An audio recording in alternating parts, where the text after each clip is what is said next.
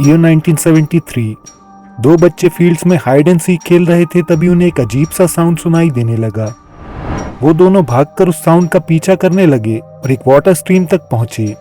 उन्हें जल्दी पानी में एक क्लाउन नजर आया जो अपनी बुक को बाहर निकालने की कोशिश कर रहा था। दोनों बच्चों ने उस क्लाउन के साथ काफी समय बिताया और उससे बातें भी की। ये इंसिडेंट ब्यूफोरा या ब्रिटिश यूएफओ रिसर्च एसोसिएशन को रिपोर्ट किया गया था, जिसके बाद इस पर किताबें भी लिखी गईं। दोनों बच्चे इस घटना से इतना डर गए थे कि उन्होंने बाहर खेलना बंद कर दिया। उनके डर की वजह यह थी कि वो क्लाउन इंसान नहीं था।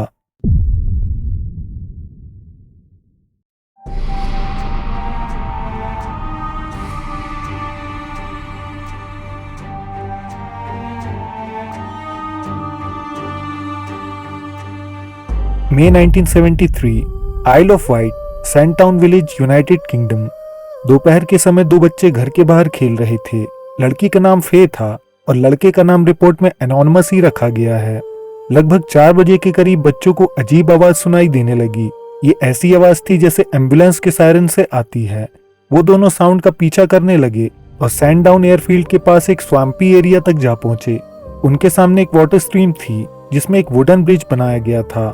दोनों ब्रिज के पास पहुंचे तो उन्हें पानी में एक ऑड एंटिटी दिखाई दी। ये क्लाउन जैसा दिखने वाला बीइंग पानी से अपनी बुक बाहर निकालने की कोशिश कर रहा था। वो पानी से बाहर आया और अपने शेड की ओर भागने लगा। उसका भागना काफी स्ट्रेंज और इनह्यूमन था। वो अपने घुटने मोड़कर हॉप कर रहा था, जो बच्चों को काफी अजीब लगा। उसका शेड डबल स्टोरी मेटल हट था जिसमें कोई विंडो नहीं थी। ऐसे ही शेड्स उस दौरान कंस्ट्रक्शन साइट्स पर बनाए जाते थे ताकि टेम्परेरी लेबर्स साइट पर रह सकें। बच्चों ने उसका पीछा किया और शेड के थोड़ा करीब पहुंच गए। अब ये फिगर शेड से एक डिवाइस लेकर बाहर आ चुका था। वो एक ब्लैक माइक्रोफोन था जिसमें व्हाइट केबल अटैच थी। बच्चों ने डिस्क्राइब किया कि उस क्लाउन की लंबाई लगभग 7 फीट थी। वो इंसानों जैसा तो था लेकिन उसकी गर्दन नहीं थी। उसकी आंखें सिंपल ट्रायंगल्स थीं और नाक एक ब्राउन स्क्वायर। उसकी त्वचा व्हाइट थी और दोनों गालों में सर्कल्स बने हुए थे। सर पर येलो हेड थी और उससे बाहर निकलते रेडिश हेयर। ऐसा लगता था जैसे 2 वुडन एंटीना उसकी हेड से बाहर निकल रहे हैं। उसकी 3 उंगलियां थी और पैरों में 3 टोस थे। उसने हाथों में ब्लू ग्लव्स पहन रखे थे और पैरों की त्वचा भी व्हाइट थी। बच्चे ये सब नोट कर ही रहे थे कि अचानक उसी सायरन का साउंड आने लगा, इस बार और तेज। बच्चे तेजी से भागने लगे और तभी सायरन अचानक बंद हो गया। तभी एक कामिंग वॉइस सुनाई दी, हेलो, आर यू देयर? अब बच्चों ने नोट किया कि वो भले ही उस क्लाउन से काफी दूर भाग गए थे, लेकिन वो आवाज इतने करीब से आई थी जैसे वो उनके पास ही खड़ा हो। बच्चे फिर उसके पास गए तो क्लाउन ने नोटबुक में लिखकर खुद को इंट्रोड्यूस किया, hello, I am all colours Sam. लेकिन फे ने बताया कि क्लाउन कैपिटल लेटर्स ही यूज करता था और वर्ड्स का अरेंजमेंट गलत होता था। उसने बच्चों से कई सवाल किए और बच्चों ने भी उससे काफी बातें पूछी। बच्चों ने पूछा उसके कपड़े फटे हुए क्यों हैं, तो उसने बताया कि उसके पास और कपड़े नहीं हैं। बच्चों ने पूछा क्या वो मैन है, तो सैम ने हंसते हुए कहा नहीं। फिर फे ने पूछा क्या तुम भूत हो, तो सैम ने कहा नहीं, लेकिन एक तरह से हूं। बच्चों ने पूछा आखिर वो क्या है, तो सैम ने रिप्लाई दिया, यू नो। उसने बच्चों से कहा उसकी कोई आइडेंटिटी नहीं है, उसकी तरह और भी एग्जिस्ट करते हैं। उसने ड्रॉ करके बच्चों को उसके जैसी एंटिटीज दिखाई। बच्चों को समझ आया कि सैम इंसानों से डरता था। वो इस डर से बाहर नहीं जाता था कि इंसान उसे नुकसान पहुंचा देंगे। जब ये बच्चे सैम से बातें कर रहे थे तभी 2 इलेक्ट्रिकल वर्कर्स पास ही पोल में काम कर रहे थे। हैरानी की बात थी कि उन्होंने न सैम पर न ही बच्चों पर ध्यान दिया। ऐसा लगता था मानो उन्हें वो लोग दिखाई ही नहीं दे रहे हैं। इसके बाद सैम बच्चों को लेकर अपने शेड में गया। वो मेटालिक रूम था जिसमें वुडन फ्लोर और ऊंची सीलिंग थी। दीवारें डायल्स के पैटर्न से भरी हुई थी। अंदर से ही ऊपर जाने का रास्ता था और वहां एक छोटा सा मेटालिक रूम भी था। सैम ने अंदर अपनी हैट निकाली और बच्चों को अब उसके सफेद कान और ब्राउन हेयर नजर आए। लगभग आधे घंटे तक बच्चे शेड के अंदर ही थे। सैम ने उन्हें बताया कि वो बेरीज खाता है जो वो पास से कलेक्ट करता है। वो स्ट्रीम का पानी प्योरीफाई करके पीता था। सैम ने एक बेरी अपने कान में डाली और सिर हिलाया। वो बेरी उसकी आंख में नजर आने लगी।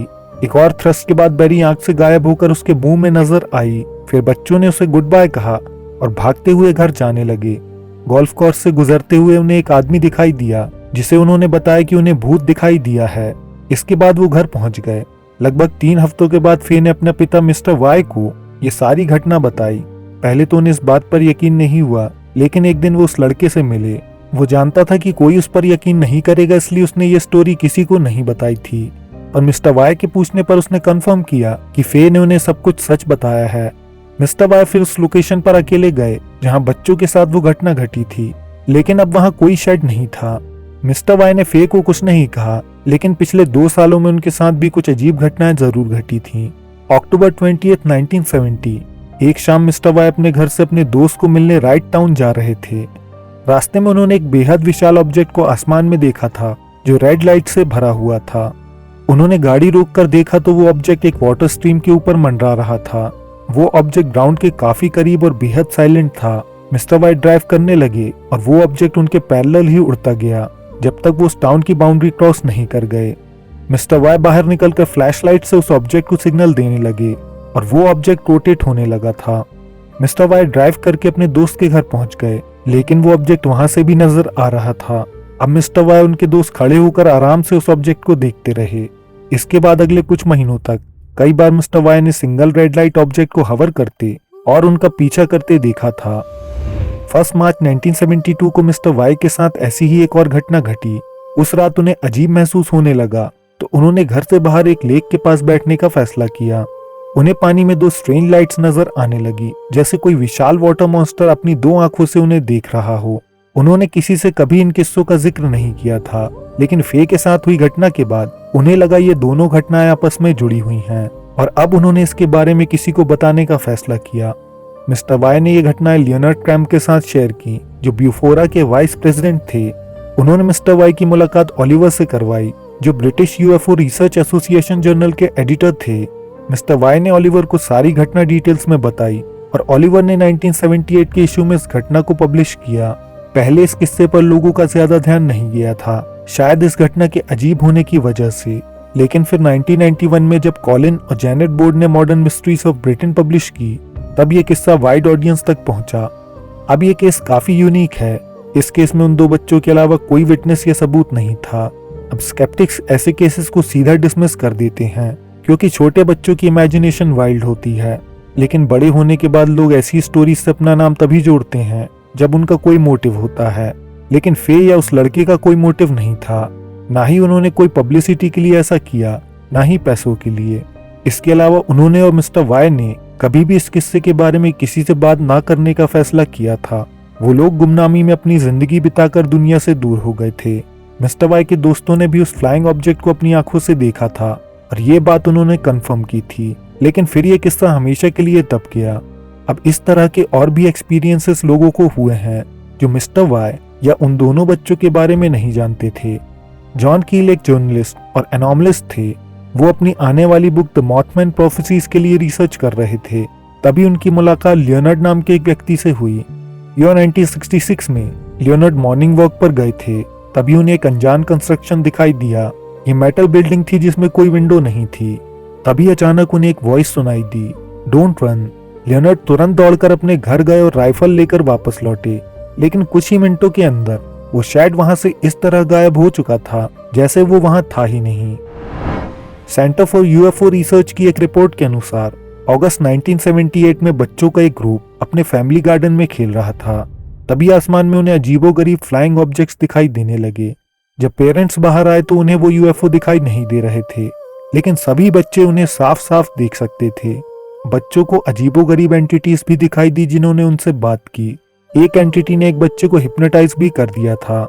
बच्चों का कहना था कि उन बीइंग्स ने अजीबोगरीब साउंड्स निकाले थे। अब सैम की बात करें तो उसने भी अपना नाम ऑल कलर्स सैम बताया था। क्या ये कोई ऐसा स्पेक्ट्रम है जब सूरज की रोशनी के खास कलर्स डिस्पर्स होते हैं और बच्चों को इस तरह की एंटिटीज नजर आ जाती हैं?